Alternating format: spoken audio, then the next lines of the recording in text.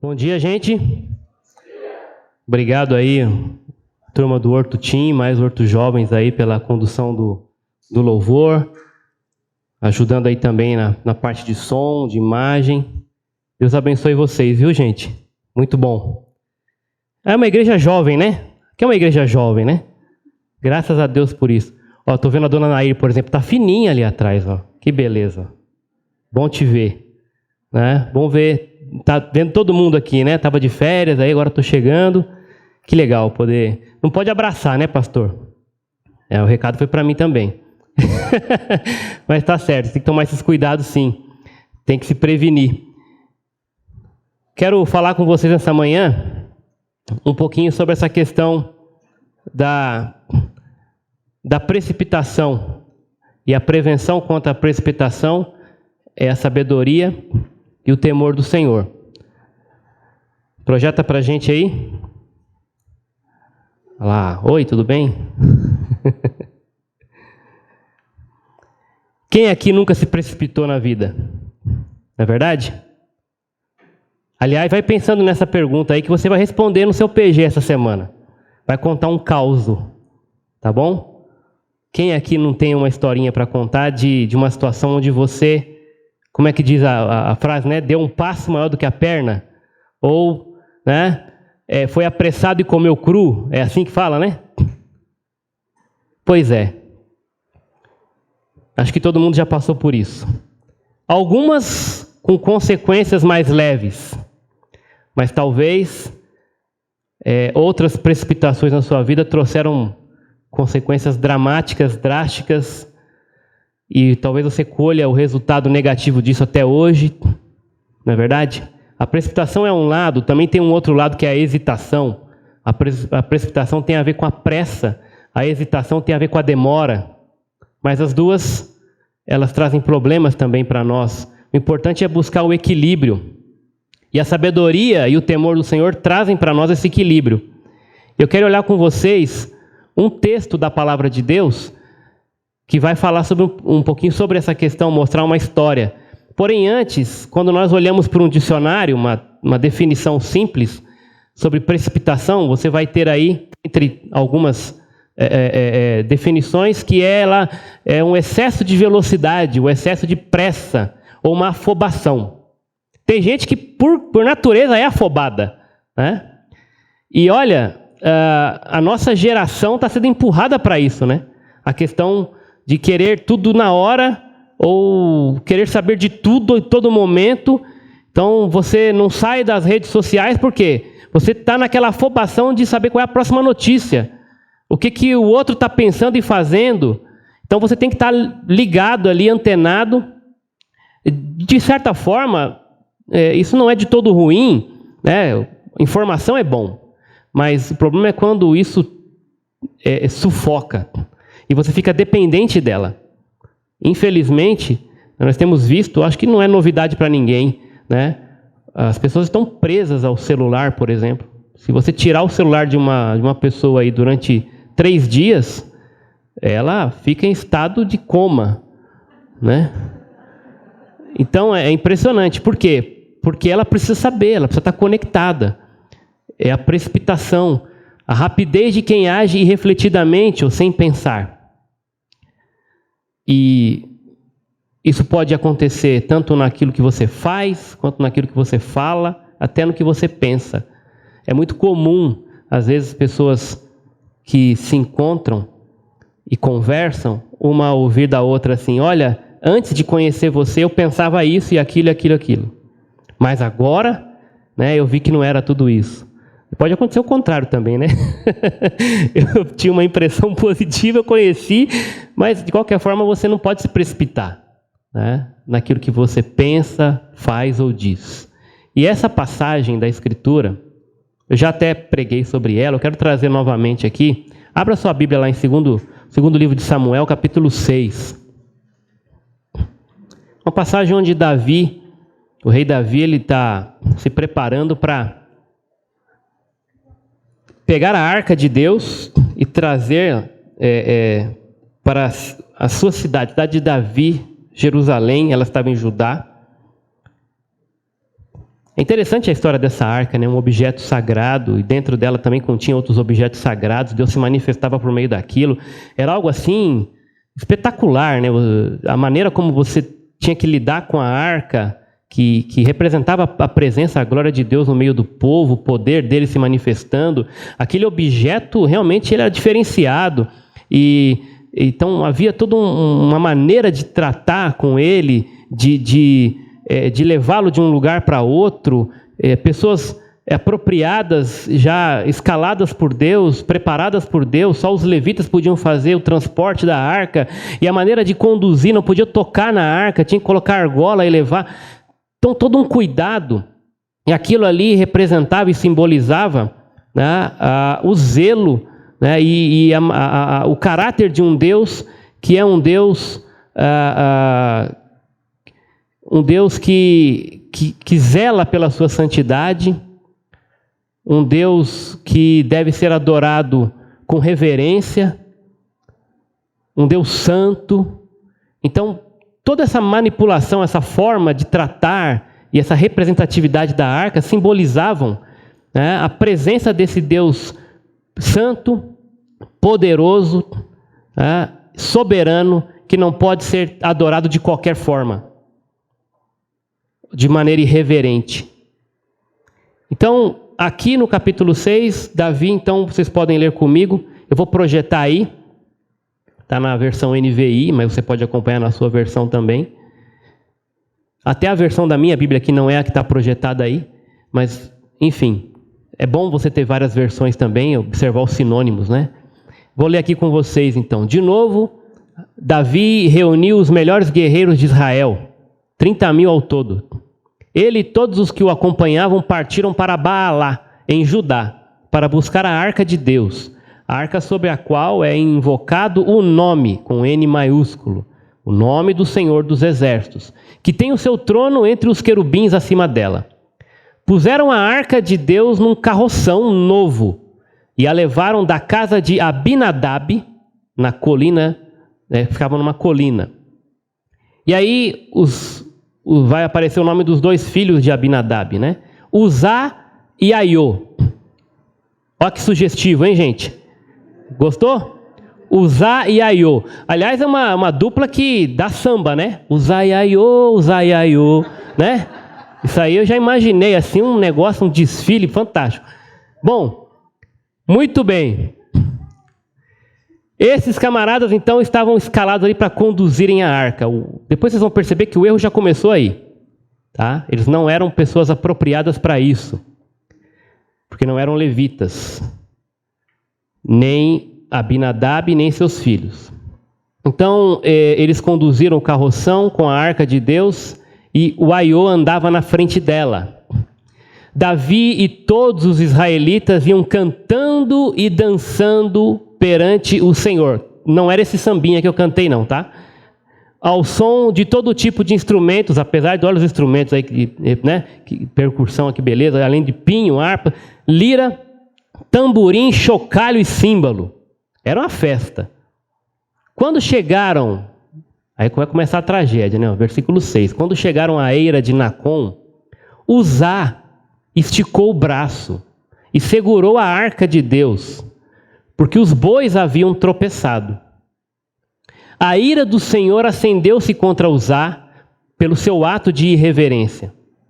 Por isso Deus o feriu, e ele morreu ali mesmo, ao lado da arca de Deus. Pode imaginar a cena? Aquela festa toda acontecendo, a arca sendo transportada, motivo de grande alegria, né? E toda aquela música e aquele batuque ali. E de repente, né, os bois ali dá aquela tropeçada. O pessoal talvez não está percebendo.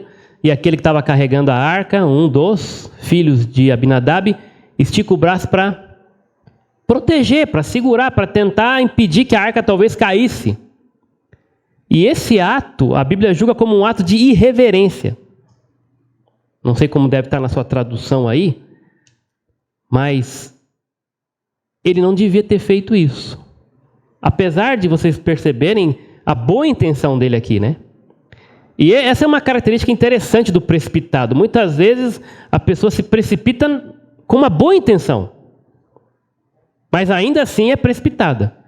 Não deveria ter feito aquilo. Apesar de ter lá no coração dela, de repente, uma boa intenção. Então você vê que a boa intenção não basta. Não basta. Você tem que conhecer o que é certo, o que é errado de se fazer, no momento de se fazer, o jeito de se fazer. Ainda mais quando as coisas são feitas para Deus. E todas as coisas que o crente deve fazer, ele tem que fazer como para o Senhor. E aqui então o texto vai dizer que houve um julgamento imediato. E olha que coisa, não foi apenas uma repreensão. Opa, menino, tira a mão daí, não pode. Não. O texto diz que ele então, ao tocar a arca, a ira do Senhor se acende contra ele e ele morre ali mesmo. Ali mesmo. É como se tomasse um choque assim de muitos volts, né? E ficasse ali morto. Claro que não foi um choque. Mas o texto diz que ele morreu ao tocar na arca. Versículo 8. Davi ficou contrariado, porque o Senhor em sua ira havia fulminado Uzá. Em outras versões vai refletir esse sentimento de Davi, como que ele também ficou irado com isso. Como pode? Nós vamos olhar para esses três personagens, e mais um vai aparecer daqui a pouco aí, mas olhar a precipitação de dois deles, dois extremos, o fato é que todos eles foram precipitados. Aqui Davi também foi precipitado na sua irresponsabilidade. E isso talvez o levou a ficar irado no primeiro momento, porque provavelmente ele sentiu o peso da culpa, da responsabilidade que ele deixou de arcar, de fazer as coisas do jeito de Deus e querer fazer do jeito dele, precipitadamente, de maneira rápida, ou de qualquer jeito. Vamos lá, tudo é festa, né? E não acabou em pizza. Aqui nesse momento, morreu uma pessoa.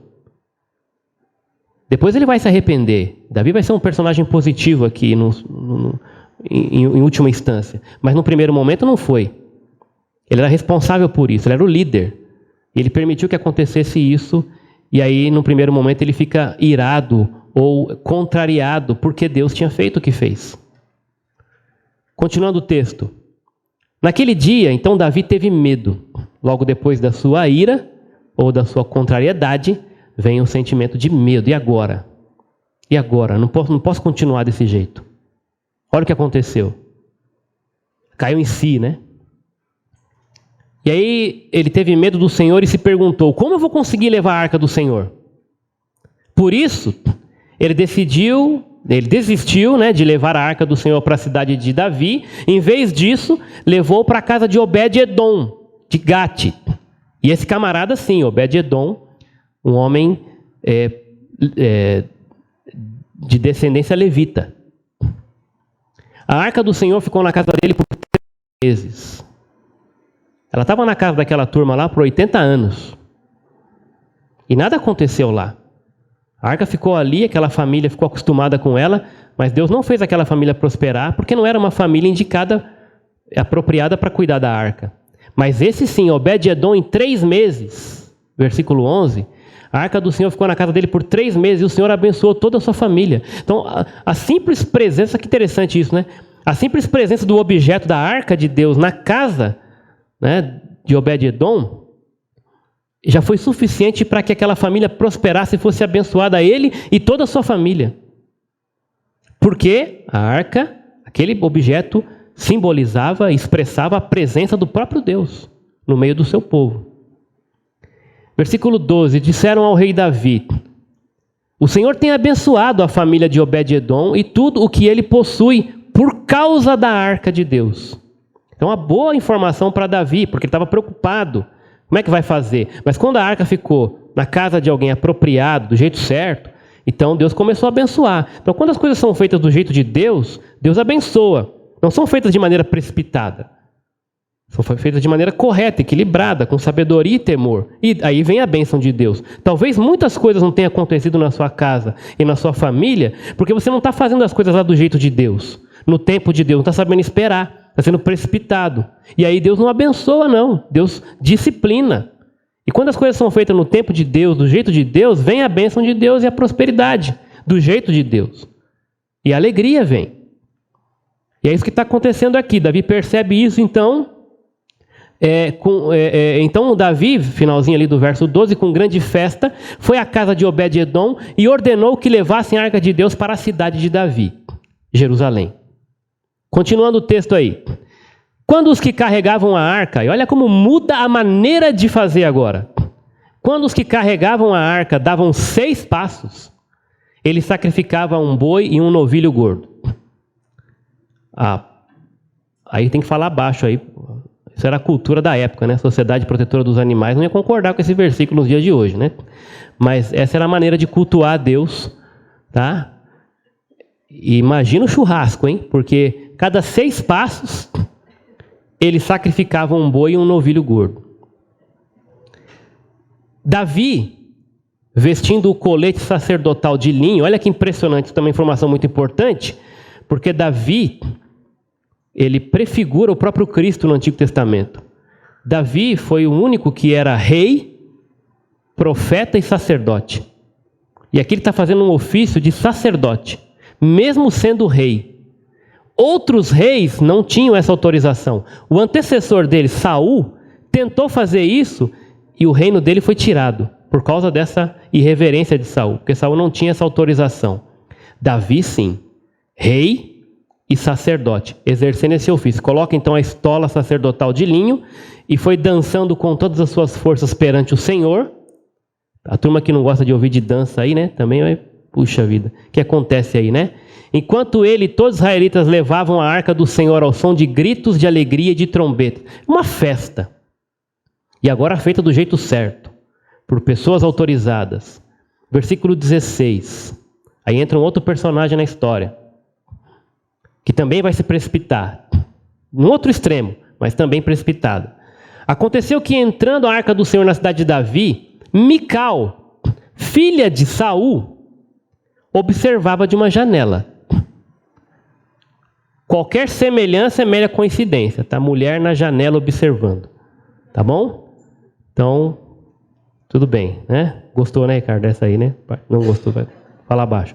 Mas então, estava lá Mical na janela. Já tinha feito seus afazeres, já tinha cumprido ali o seu... Não estava sem fazer nada, tá bom, gente? Não quis dizer isso, tá? Ela estava na janela, como diz o cantor, te esperando na janela, né? A esposa do Davi estava lá esperando ele chegar. Então, ao ver o rei Davi dançando e celebrando perante o Senhor, ela o desprezou em seu coração. Num primeiro momento, a coisa estava onde? No coração dela. Ela não falou nada, não fez nada, mas lá no íntimo, ela o desprezou. E o que acontece daí para frente? O texto vai dizer que eles trouxeram a arca do Senhor, colocaram na tenda que Davi havia preparado. Então Davi oferece holocaustos, sacrifícios de comunhão perante o Senhor, como um sacerdote fazia. E após oferecer os holocaustos, sacrifícios de comunhão, abençoou o povo em nome do Senhor dos Exércitos, deu ainda um pão, um bolo de tâmara e um bolo de uva passa a cada homem e cada mulher israelita, uma oferta, né? Por esse sacrifício agradável a Deus, ele retribui isso aí também ao povo. Muito bem, depois todo o povo partiu, cada um para sua casa. Olha que festa maravilhosa. Poderia terminar aí, né? Mas aí Davi vai encontrar com a esposa, voltando para casa, com a intenção então, né, de abençoar a sua família. Mical, filha de Saul, sai ao encontro dele. E aí faltou sabedoria para essa senhora. O homem estava lá, no seu trabalho, no seu ofício sacerdotal, tudo uma grande festa, todo mundo alegre, fazendo tudo que o Senhor havia se agradado. E aí chega em casa, a coisa estraga. Infelizmente, muitos de vocês se identificam aqui, né? Infelizmente. Por isso que tem muito marido que não gosta de voltar para casa. E eu não estou falando só das mulheres também. Tem muita mulher que... soltou aí? Apaguei? Pode retornar para mim. Tem muita mulher também que começa a tremer de medo quando está para a hora para o marido chegar. O lar deveria ser o local de refúgio, né? O lar deveria ser assim o ápice do dia, onde as melhores coisas vão acontecer, em termos de amor, de carinho, de cuidado, né? De adoração. Mas infelizmente parece que em muitos casos é o contrário. O marido não quer voltar para casa porque ele vai chegar, a mulher já vai buzinar no ouvido dele, descarregar um monte de coisa, nada a ver. O marido vai chegar, a mulher não fez o que ele queria, ele já vai começar a falar e brigar e enfim, talvez até agredir com palavras e tudo mais. Então o lar acaba se tornando um inferno. Os filhos, os pais, os irmãos. E aqui Davi estava feliz, celebrando. Quando ele chega em casa, ele encontra essa mulher.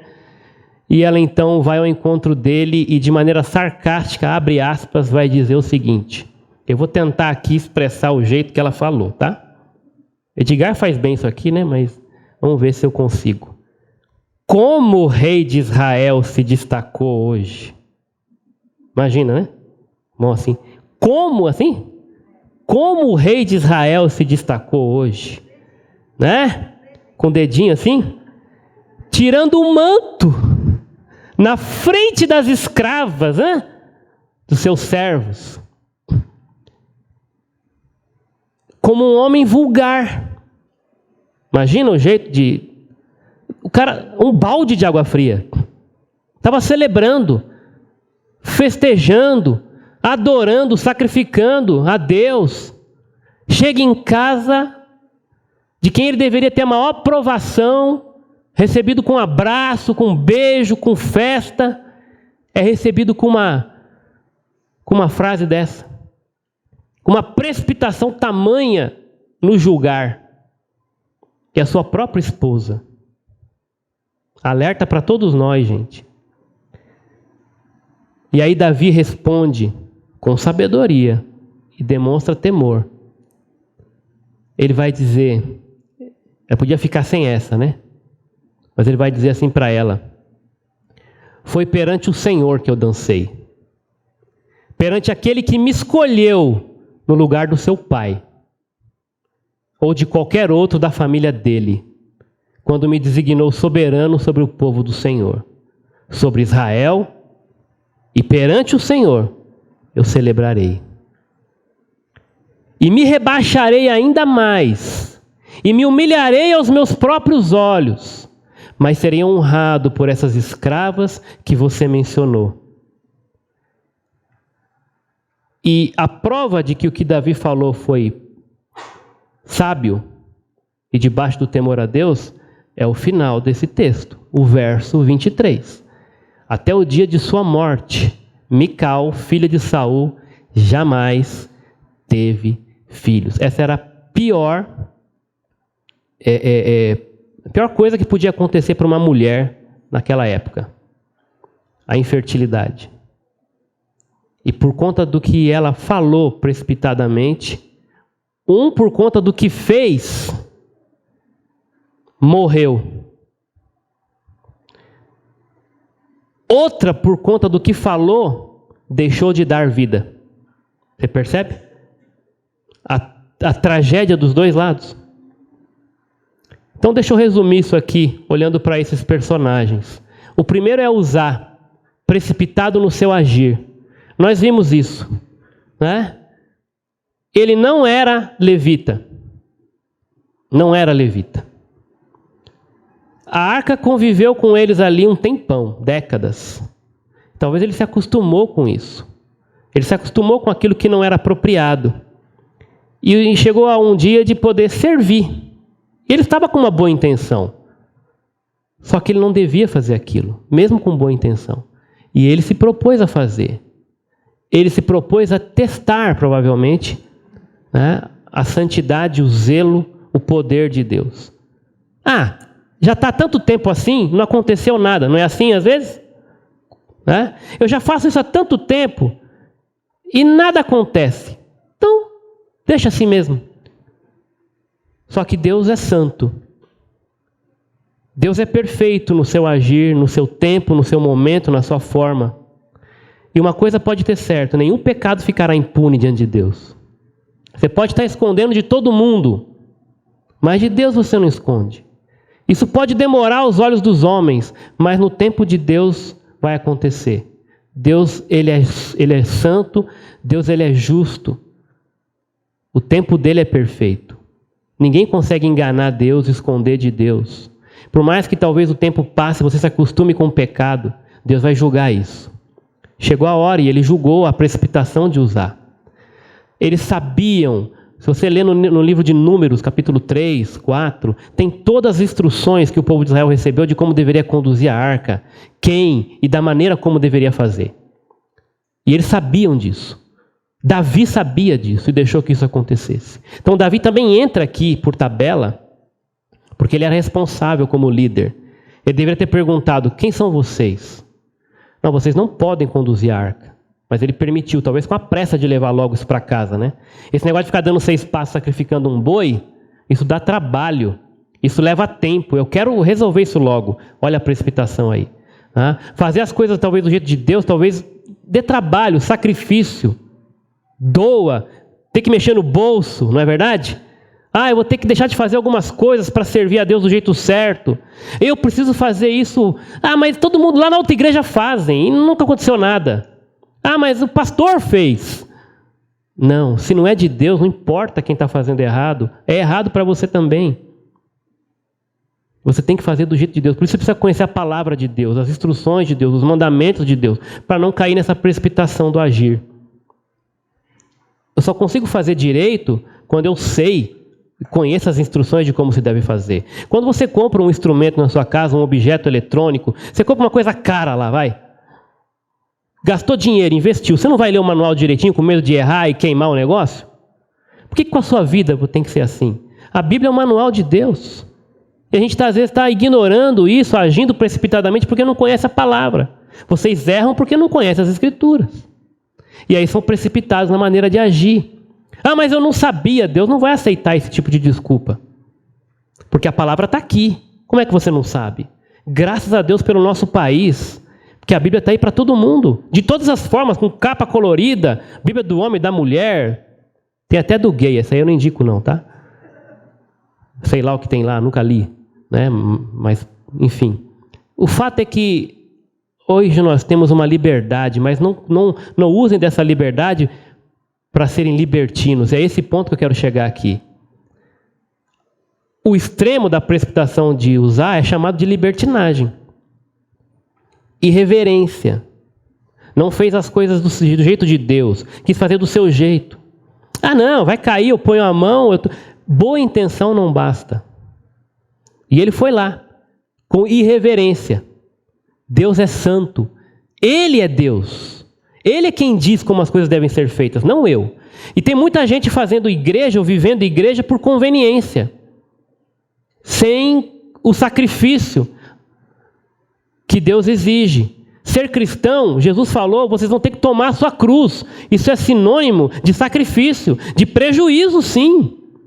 Mas é o jeito de Deus. Aquele que quer ser meu discípulo, negue-se a si mesmo. Ninguém quer fazer isso. Então quer ter um cristianismo de conveniência. E o cristianismo de conveniência leva a esse tipo de precipitação no agir. Esse tipo de libertinagem, de irreverência, querendo viver a vida cristã do nosso jeito, do jeito humano de ser. Deus não aceita isso. E ele vai julgar esse tipo de precipitação. Estava escrito, determinado. E 1 Crônicas, capítulo 15, verso 2, Davi vai dizer assim: somente os levitas poderão carregar a arca de Deus, pois para isso o Senhor os escolheu, para ficarem sempre a seu serviço. É o jeito de Deus, o jeito certo de fazer. Nem Uzá, nem Aiô eram levitas, não podiam levar a arca, muito menos tocar nela. E Deus mostrou, manifestou a sua ira e mostrou para todo mundo ali o jeito certo de fazer, inclusive para Davi, que depois cai em si. Libertinagem é isso, essa licenciosidade de costume, conduta de pessoa que se entrega imoderadamente a prazeres sexuais, a prática do libertino. Uma outra definição é uma irreverência com relação a dogmas e crenças, essa que cabe mais a nós aqui agora, né?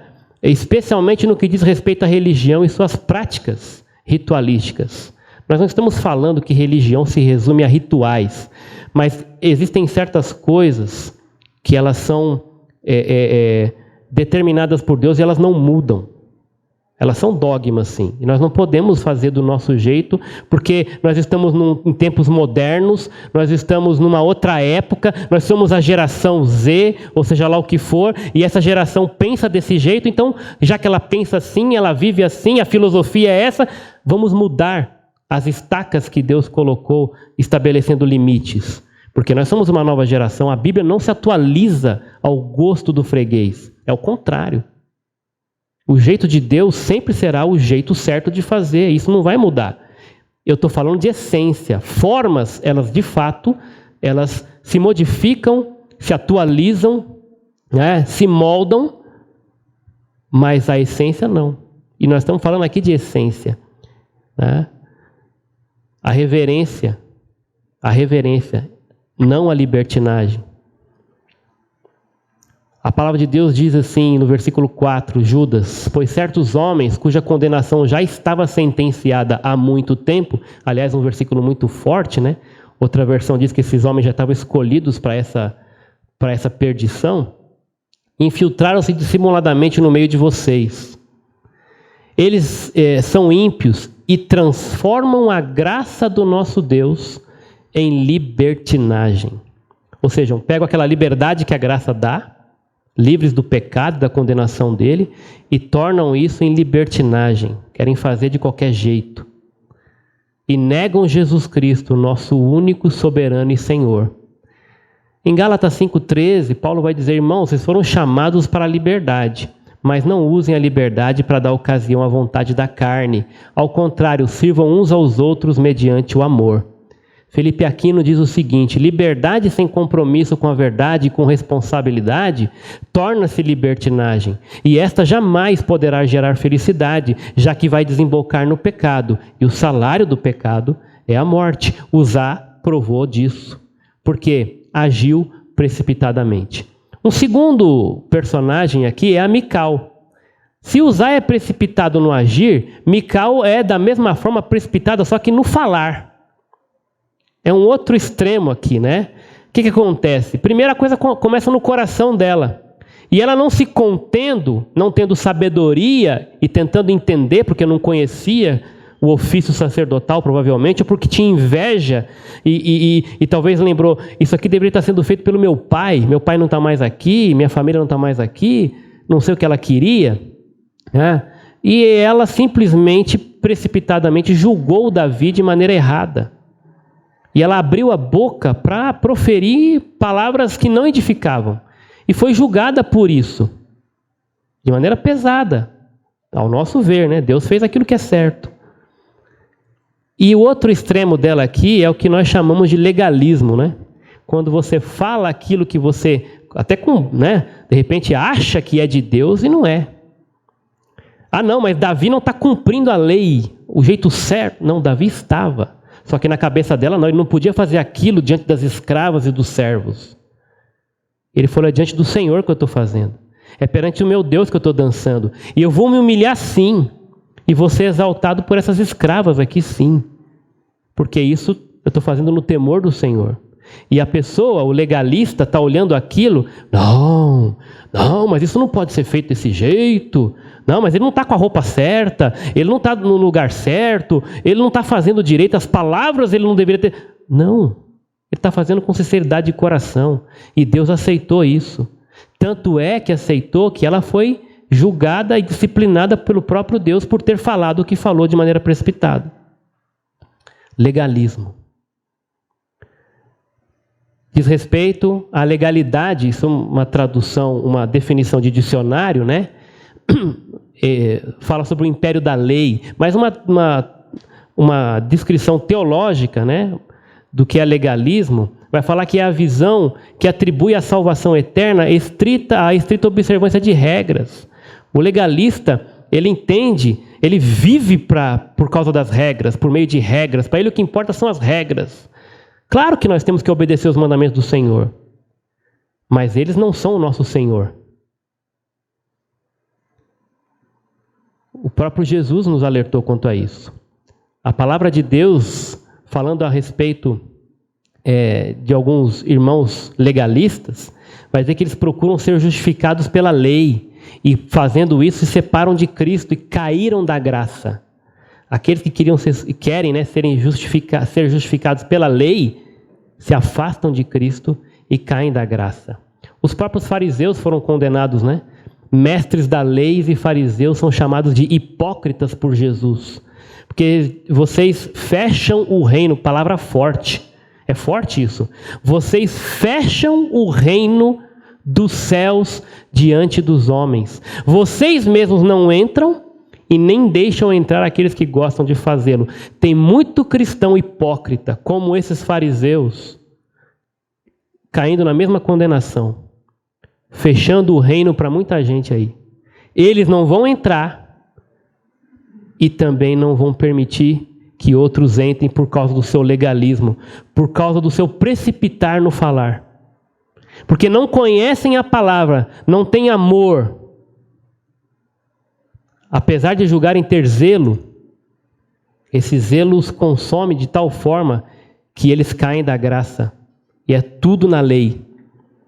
E é pesado. E pessoas estão se afastando do evangelho, das igrejas verdadeiras, por causa dessa gente que fecha as portas para elas com seu legalismo, com seu veneno na língua, falando precipitadamente coisas que não vêm de Deus, em nome de Deus. Isso que é pior.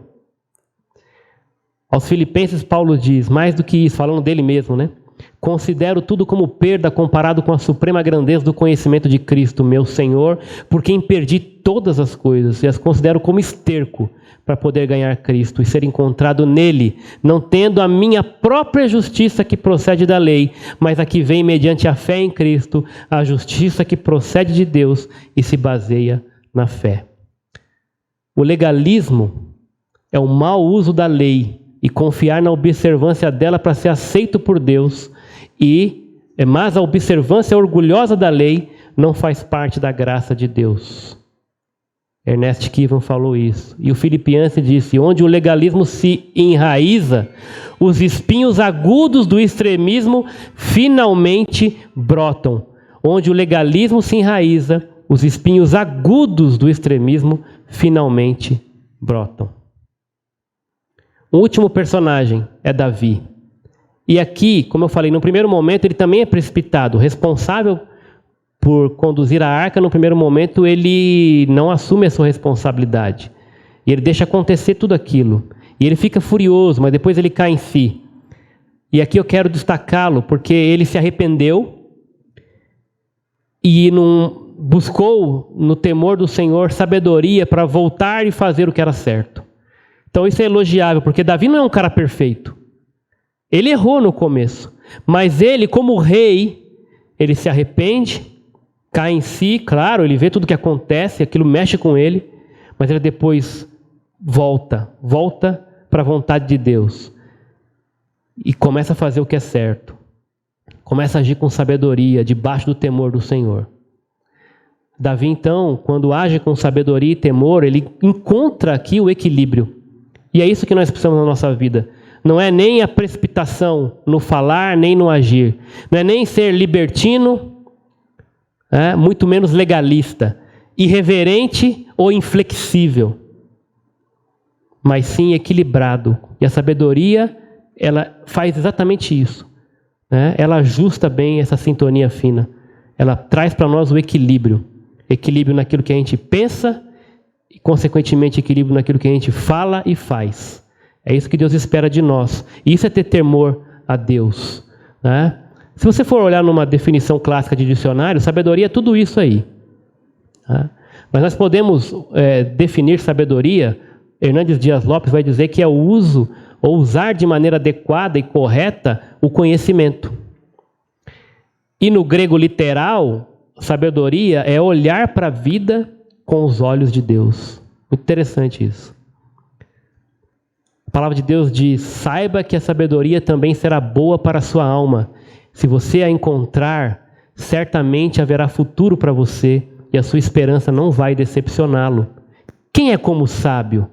Quem sabe interpretar as coisas? A sabedoria de um homem alcança o favor do rei e muda o seu semblante carregado. Com sabedoria, você consegue autoridade até para conseguir o favor de um rei e mudar o semblante de alguém que está carregado.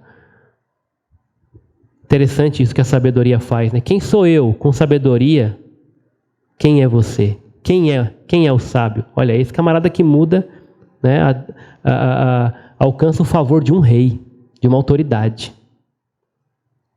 O temor, também numa definição clássica, é o ato ou efeito de temer, né? Como está dizendo aí, um sentimento de respeito profundo ou de reverência. Mas quando nós olhamos, né, um pouco mais teologicamente falando, eu vi aqui essa questão, esse site aí de significados nem é um site cristão, mas eu achei interessante quando ele definiu o temor a Deus, um sentimento de respeito e reverência praticada pela doutrina cristã, segundo previsto no livro de Hebreus, né? E ele vai citar Hebreus 12. Por isso, recebendo nós um reino inabalável, retenhamos a graça pela qual sirvamos a Deus de modo agradável, com reverência e santo temor, porque o nosso Deus é fogo consumidor. Interessante ele citando Hebreus aqui. Depois eles vão concluir dizendo que para o cristão, o significado do temor em Deus está na obediência e cumprimento de regras estabelecidas por ele e pela doutrina. Algumas pessoas acreditam que o temor a Deus está relacionado com o medo do seu julgamento, sendo condenados para a morte eterna ou inferno, caso não cumpram os seus mandamentos. Não é isso, não é verdade, né? Na Bíblia existem algumas regras explícitas sobre o significado do temor do Senhor para o cristão. Entre elas, os crentes devem ter atitudes de santidade e pureza. Olha que interessante isso, né? Como eles relacionam o temor. Ser fiel, adorar exclusivamente a Deus como único Deus, aborrecer o mal e viver uma vida em sabedoria e em fé em Deus. Interessante isso aí, uma definição muito boa sobre o que significa temer a Deus. E aí um dia eu li, não lembro qual é a fonte, mas isso ficou na minha cabeça, o que é temor. Eu nem sei se eu estou colocando na íntegra, mas eu não lembro qual foi a fonte, tá bom? Me perdoem por isso. Mas ficou na minha cabeça. Temor a Deus é uma percepção, né, de que existe um Deus que é santo e justo e que está constantemente vendo e julgando tudo o que eu penso, digo e faço. Então, quando você tiver essa percepção, e obviamente a percepção vai te levar à ação, de que existe um Deus que é santo e justo e que Ele está te vendo e julgando todo momento, tudo que você pensa, tudo que você fala e tudo que você diz. Se você tiver essa percepção, você vai ter temor. E com temor, você não vai se precipitar. É isso que nós precisamos. O temor do Senhor é o princípio do conhecimento, mas os loucos ou os insensatos desprezam a sabedoria e o ensino ou a disciplina, a instrução. Amados, vistos que temos as promessas, olha que ordem bem prática, né? Purifiquemo-nos de tudo que contamina o corpo e o espírito, aperfeiçoando a santidade no temor de Deus. Resumindo, para terminar, o equilíbrio aqui, né? Ou seja, a prevenção contra a precipitação, no caso de usar no extremo nesse texto, né? Neste episódio, nesse momento. E para concluir e aplicar isso aqui, primeiro, conheça e submeta-se à palavra de Deus e às autoridades e leis que Ele também, que a palavra te orienta a obedecer às autoridades, pai e mãe, honrá-los. E quando você obedece pai e mãe, você se livra de muitas precipitações na vida, não é verdade? E quando você obedece às autoridades, tem muita gente precipitada, fazendo muita coisa, falando e postando muita coisa. Infelizmente. Efésios 4:29, lembra? Não saia da vossa boca nenhuma palavra torpe, mas unicamente a que for boa para edificação e assim transmita graça. Nas suas últimas postagens, o que você tem transmitido? Olha, gente, eu tenho visto muita coisa horrível, especialmente na área da política, de crentes postando coisas que não edificam. O que você acha, o que você pensa, tem que tomar muito cuidado como você expõe isso. Primeiro porque você não tem todas as informações para sair julgando quem é, quem não fez, quem ganhou, quem não ganhou, quem recebeu, quem não recebeu, quem roubou, quem deixou de roubar, quem é safado, quem é mentiroso, quem é isso, quem é aquilo. Por que você sai falando isso se você não tem prova? Você tem o direito de votar em quem você bem entender. Mas você não tem o direito de falar a palavra torpe porque você é um cidadão do reino. Isso você não tem. Tá? Então, muito cuidado com o que você fala. A Bíblia diz que tem que transmitir graça. Os jovens vão se lembrar, eu sei que eu já estourei o tempo aqui, desculpe, de uma paródia que a gente fez num dos últimos acampamentos, né? Uma música do Crente Safadão. Né? Começava dizendo, falando que o cara sumiu do culto. Falava de 30 dias, muitas horas, 8 cultos que eu não te vejo. Suas postagens lá no Face que edificam, eu conto nos dedos. Não lê mais a Bíblia que eu te dei. O pecado acumulando, isso eu já sei. Nunca ligando de envergonhar o nome de Jesus que não deixou de te amar. E aí vem o refrão. E já pensou? O pastor lá na frente pregando e você conversando? A igreja louvando bem alto e você digitando? Que Deus que você está adorando? Esse jeito de ser é bem mundano.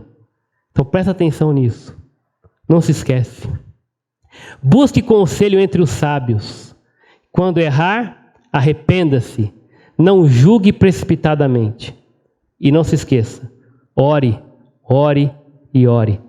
Porque é pela oração, Deus vai trabalhando o temor no seu coração, adquirindo sabedoria e evitando a precipitação.